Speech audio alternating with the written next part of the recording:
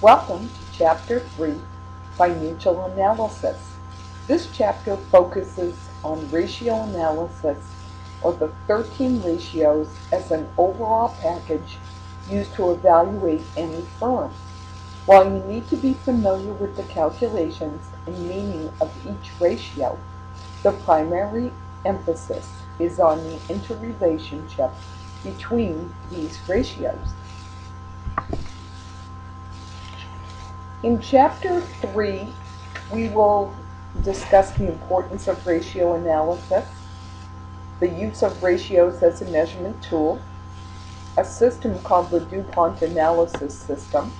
We'll do some trend analysis, and we'll evaluate reported income to identify distortion sources.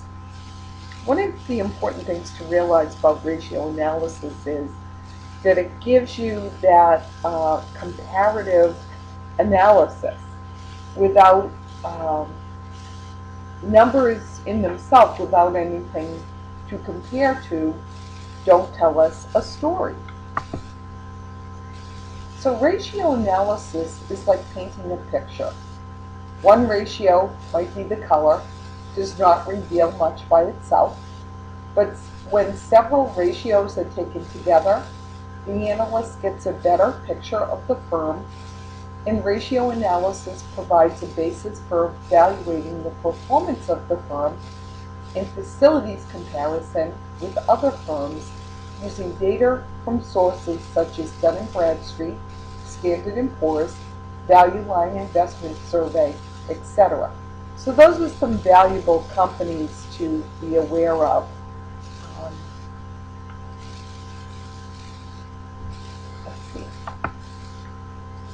So ratios have classifications, and we will study these by looking at profitability ratios, which include profit margins, return on assets, or ROA, return on equity, or ROE, some asset utilization ratios, which is the second category. We'll look at receivable turnover, average collection period, inventory turnover, fixed asset turnover, and total asset turnover. The third important component would be liquidity ratios. We'll look at the current ratio and quick ratio, and then debt utilization ratios, comparing debt to total assets, times interest earned, and fixed charge coverage. Back to the types of ratios. When we're considering profitability ratios, they're really used to measure a firm's ability to earn adequate return on their sales, their assets, and their invested capital. When we consider asset utilization ratios, we're measuring speed at which the firm turns over things like accounts receivable, inventory, and their long-term assets.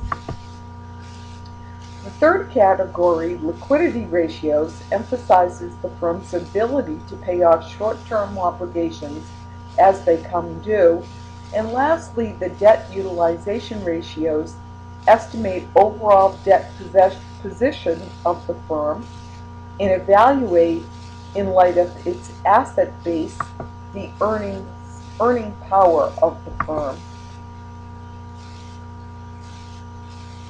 The importance of ratios to financial statement users really lies in the fact that potential investors or security analysts consider profitability, and they consider on a secondary basis liquidity and debt utilization. If it's a banker or the firm is looking for trade credit, the liquidity ratios are looked at first, and for long-term creditors, the debt utilization ratios and profitability ratios are reviewed. So our last slide for this segment is a financial statement for Saxton Company, and I'd like to review this at this juncture with an eye for ratio analysis, and in the next YouTube clip we will pick that up.